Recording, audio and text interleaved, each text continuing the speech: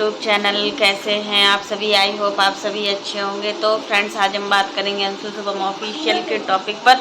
आखिर देखो, अंशु फिर से सुलह करना चाह रही है। अभी तक जो मम्मी नहीं थी, जो पापा नहीं थे, जो भैया नहीं थे, जो भाभी नहीं थी, आज वो सभी रिश्ते अपने हो गए। आखिर अंशु राज फैमिली से सुलह क्यों करना चाह रही है? और राज फैमिली जो इनके इतने समय से दुश्मन बन गए थे, आज वो इनके अपने बन गए। ऐसा क्या हुआ जो आज इनके अपने बन गए? तो फ्रेंड्स, अगर आपने मेरे चैनल को सब्सक्राइब ना किया हो तो आप लोग मेरे चैनल को सब्सक्राइब कर दीजिएगा। बेल आइकन के बटन को प्रेस करना मत भूलिएगा, ताकि आपको मेरी जो भी नई नोटिफिकेशन है वो टाइम पर मिलती रहे।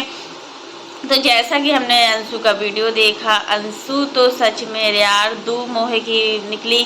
कभी इस साइड कभी उस साइड, इनको खुद ही नहीं पता। और इन्होंने अपने वीडियो में बोला है कि हमने अपने पतिदेव से बोला है कि मम्मी पापा से बोलो कि सुलह कर लो। अब कौन सी सुलह वापस रह गई है? अब कौन सा वो सारी चीज़ें रह गई हैं जो तुम मतलब राज फैमिली के साथ सुलह करना चाह रहे हो? तुमने सारे रिश्ते तोड़े हुए थे।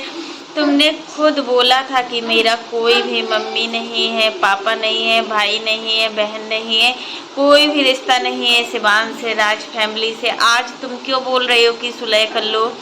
और जो जीजू तुम्हारे खुद के जीजू हुआ करते थे, जब खुद के जीजू भी होते ना, तो हम खुद के जीजू के साथ भी इतने रिश्ते नहीं निभा पाते जितना कि तुमने पंकज जीजू और निशा दीदी के साथ निभाए। और निशा दीदी तुम्हारी खुद की दीदी नहीं है, फिर भी तुम उनको इतनी इम्पोर्टेंस देती थी, पंकज जीजू को इतना इम्पोर्टेंस देती थी। आखिर क्यों? आखिर जब पार्लर भी जाती थी तो जीजू लेकर जाते थे। कोई भी तुम्हारे यहाँ फंक्शन होता था या पार्टी होती थी तो 10-10 दिन पहले से आकर रुकते थे। जैसा कि बोला जाता है ना कि ज़्यादा प्रेम होता है ना जिस चीज़ में, वो रिश्ता खराब ही कर देता है। दूर के ढोल बहुत सुहाने होते हैं और जो पास के ढोल होते हैं ना, वो एक न एक दिन लड़ाई कर ही देते हैं। क्योंकि देखिए, लड़ाई करने का यहाँ मेन कारण क्या है? अंशु राज फैमिली को अपना नहीं समझ सकी कभी भी। आज अप्सरा मोम से बोल रहे हो कि हम तुम्हारी बेटी हैं, आखिर वो अब तुमको नहीं अपनाएंगे कितना भी तुम कोशिश कर लो। क्योंकि देखिए, अप्सरा मोम ने तुम्हें दिल से बेटी माना था। उन्होंने ऐसा कुछ नहीं था उनके मन में कि वो तुमसे प्यार नहीं करती थी, कि तुमसे नफरत करती थी, ऐसा कुछ नहीं था। बट तुमने ही उनको कभी अपनी माँ नहीं समझा। उस फैमिली को तुमने अपना परिवार समझा ही नहीं। कन्यादान का मतलब समझती हो कि कन्यादान क्या होता है, क्या नहीं होता है? तुमने इस रिश्ते को पूरी तरीके से, इस कन्यादान को पूरे तरीके से ही मतलब तुमने कहाँ से कहाँ वे पे लिया है इस चीज़ को। एक चीज़ भी है कि मतलब तुम नहीं किसी की सगी हो सकती। तुम जब शादी के 15 दिन बाद ससुराल से भागी थी ना, तभी तुम्हें देखकर लोग बात समझ गए थे कि तुम किस कैटेगरी की हो, किस मेंटेलिटी की हो, जब तुम अपने ससुराल वालों की नहीं हो सकी। जबकि तुम्हें पता था कि उस ससुराल में ही तुम्हें हमेशा रहना है। अगर तुम इस ससुराल से निकल कर जा रही हो, शादी के 15 दिन बाद तुम्हारा क्या स्थिति थी, ये सिर्फ हम लोग ही समझ सकते हैं। तभी से हम लोगों ने तुम्हारा वीडियो देखना स्टार्ट किया। लेकिन होता है ना कि तुम चीज़ों को, तुम्हें हर कोई मतलब इस तरीके से समझता था कि तुम नादान हो। चलो, तुम इतने कष्ट से आई हो तो पूरा सोशल मीडिया तुम्हें प्यार दी और सभी लोग तुम्हें अच्छे से, आज तुम जो भी तुम्हारे 2 लाख सब्सक्राइबर हो गए हैं, आज तुम ऑडियंस की वजह से हो। इसी चीज़, तुम्हें किसी चीज़ का डर लग रहा है कि आखिर निशा दीदी और पंकज जीजू तुम्हारा कौन सा राज खोलने वाले हैं। तो अब राज परिवार से तुमने सुलह कर ली। पहले राज परिवार से तुमने मतलब इस तरीके कितना ब्लेम लगाया। जब तुम्हारा मिसकैरेज हुआ उस समय तुमने क्या क्या ब्लेम नहीं लगाए थे राज फैमिली पर। वो तो राज फैमिली ऐसी है कि वो मतलब किसी भी चीज़ को इतना माइंड से नहीं लेती है। लेकिन जब हद से ज़्यादा मतलब सिर से पानी बाहर हो जाता है ना, तभी वो लोग बोलते हैं। और जो जूली आंटी 2 दिन के लिए आई थी, वो तुम्हारी अपनी खुद की सगी बन गई। उस रिश्ते को तुमने ज़्यादा इम्पोर्टेंस दी। और अब वही जूली आंटी जो तुमसे किस तरीके की दुश्मनी निकाल रही हैं, और तुम मतलब उन चीज़ों को अब मतलब तुम्हें लग रहा है कि हम कहीं ना कहीं इन सारी चीज़ों में फंस रहे हैं। तुम राज परिवार से अब सुलह बनाना चाह रही हो, आप वो मम्मी हो गए। अब वो पापा हो गए, भैया हो गए, भाभी हो गए, ये कहाँ की बात है। मतलब पहले तुमने उन लोगों को किस तरीके से जलील किया, सिर्फ व्यूज के लिए, सोशल मीडिया पर कंट्रोवर्सी के लिए तुमने ये सारी चीज़ की कि तुम्हारा चैनल थोड़ा ग्रो हो जाए। और इन सारी चीज़ों में मिली हुई थी तुम्हारे पंकज जीजू और निशा दीदी, जूली आंटी और उनका बेटा। जूली आंटी ने राज फैमिली को क्या क्या नहीं बोला है, हम लोग देखने वाले हैं कि राज फैमिली को क्या क्या नहीं बोला है। अप्सरा मॉम को असुरा बोला है, मेढक मेढकी बोला है, अप्सरा मॉम को काली बोला है। अप्सरा मॉम कहाँ से काली है, कितनी अच्छी लगती है, पहले आप अपना देखिए कि आप किस तरीके की लगती हो। अगर राज फैमिली ने तुम्हें काली बोल दिया तो तुमने समझा है उन्होंने हमें गाली दी है। आप किसी को कुछ भी बोल सकती हो, अगर सामने वाला इंसान आपसे कुछ बोलता है तो आप उस पर मतलब लड़ने के लिए तैयार हो जाती हो। अंशु, अब तुम्हारे पास कोई भी अपने रिश्ते नहीं है, तुमने खुद के रिश्तों को ठोकर दी है। खुद तुम इस तरीके से, अगर तुम्हारा कोई भी राज खुल रहा है ना तो उसकी जिम्मेदार सिर्फ तुम हो और कोई बाहरी इंसान नहीं है, क्योंकि तुम इस तरीके की लड़की हो ना, तुम किसी का अच्छा बनते नहीं देख सकती। और जो भी चीज़ें चल रही है ना सोशल मीडिया पर, वो तुमने हमेशा राज फैमिली को नीचा गिराया है। तुम कितना नीचा गिराओगी, और हम यही कहेंगे कि अब राज फैमिली तुमसे अगर कोई भी तुमसे रिलेशन बनाना चाह रही तो उनको बहुत सोच समझ कर बनाना चाहिए, क्योंकि जो लड़की एक बार इनके रिश्तों को नहीं समझ पाई तो वो लड़की अब क्या समझेगी इनको।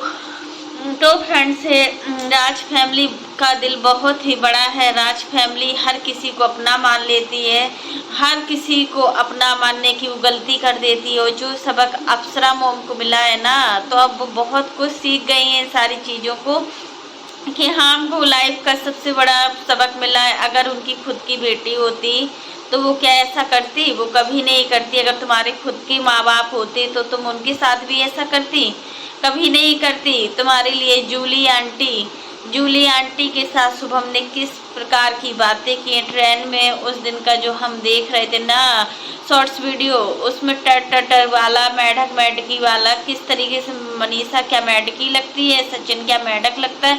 और अप्सरा मोम के रंग रूप को लेकर कितना बोला गया, अप्सरा मोम को अप्सरा मोम बोला गया है। किस तरीके से नाम बिगाड़ना। तभी अप्सरा मोम बोली है कि अगर अब कोई मेरी भी फैमिली, अगर मनीषा को कोई भी ट्रोल करेगा ना तो अब हमसे बढ़कर कोई नहीं होगा, हम उसको अच्छे से देख लेंगे। और सच में आंटी जी ने बहुत ही सही किया। जो निशा पंकज तो कहीं के नहीं रहे, ना तो वो मनीषा के राज फैमिली के सपोर्ट में रहे, ना ही वो अंशु की फैमिली के सपोर्ट में रहे। वो तो बीच के बीच फंस गए। उन्होंने तो 3 रिश्तों को खोया है। पहला रिश्ता अंशु के साथ, जो उनके रिश्ते बहुत ही अच्छे थे, अंशु और शुभम के हर काम में वो शामिल होते थे, हमेशा पहुंचते थे। दूसरा, राज फैमिली के साथ भी पूरे रिश्ते ख़त्म हो गए हैं, क्योंकि देखिए जो पंकज जीजू और निशा है, इनके राज फैमिली के साथ बहुत ही अच्छे रिश्ते थे। क्योंकि जब सचिन अम्बाला में कोचिंग वो पढ़ाते थे कुछ, तब ये भी वहीं रहते थे। तब पूरा सपोर्ट जो किया ना पंकज जीजू का, वो सचिन ने ही किया। आज अगर ये सोशल मीडिया पर स्टार बने हैं ना, तो वो कहीं ना कहीं सचिन की वजह से बने। और तीसरा, इन्होंने अपना चैनल खोया है। हर चीज़ इनका ख़राब समय चल रहा है, हर चीज़ इनका ऐसा चल रहा है कि इनको कोई भी चीज़ नहीं मिल पा रही है। तो फ्रेंड्स, आज के लिए बस इतना ही। कैसा लगा आपको मेरा वीडियो पसंद आए तो लाइक कर देना, और अगर आप चैनल पर न्यू हो तो चैनल को सब्सक्राइब करना ना भूलना।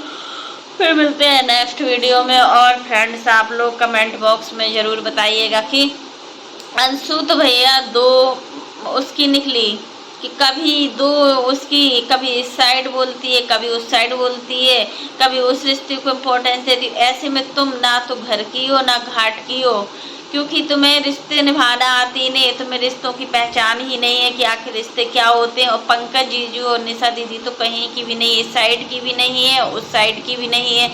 क्योंकि बने तो थे इंटरनेशनल जिया जी, आज क्या रह गया? राज फैमिली के साथ पूरे रिश्ते ख़त्म हो गए तुम्हारे।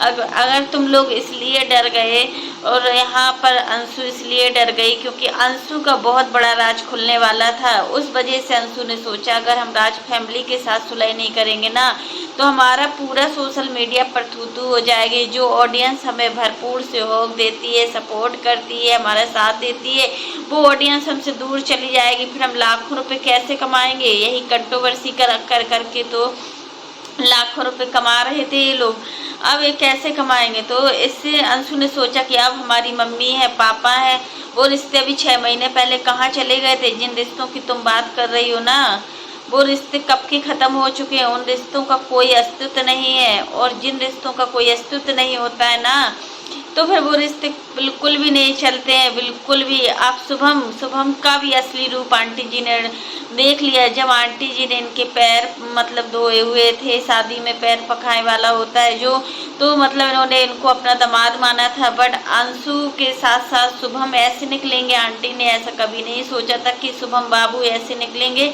और शुभम बाबू भी हमारी फैमिली को कितना कुछ कहेंगे, और शुभम बाबू ने बहुत कुछ बोला भी इनकी फैमिली को लेकर, बहुत उल्टा सीधा बोला हुआ है।